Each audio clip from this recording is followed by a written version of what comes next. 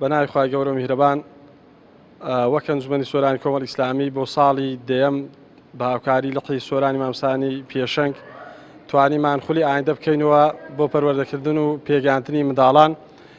سوپاس بۆخوا کە ئەو ساڵیش نزیکەی 50 قوتابی بەشدار بوو و بۆ ماوەی 8 هەفتە بەردەوام بوو. نزیکەی 13 مامۆستا لە خولەکە بەشدار بوون.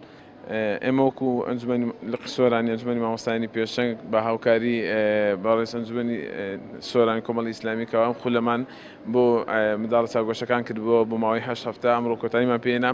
ئێمە دەستخۆشی لە گشت مامۆستایانی بەشدار بوو ئەەکەین و هیوای سەرکەوتن بۆ منداڵە چاوگۆشەکانمان خوازیین لەخوای گەورە داواکارین کەەوە ئایندەیەکی گەشت و ڕوون چاوەڕانیان بێت لەم وڵاتەدا.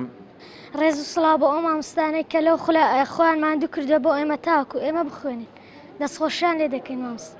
من یەکێکم لەو تەڵەبانەی کە لەو خولا بەشداریم کردووە استیفادەی زۆرم لێ کردووە و هیوادارم ساڵێکی تر ئەم بەرنامە ئەم خولە ببێتەوە و فێرە ژیاننامەی پێغەمبەر صلی الله علیه و سەلەمیش بووین، فێرە قورئان خوێنیش بووین.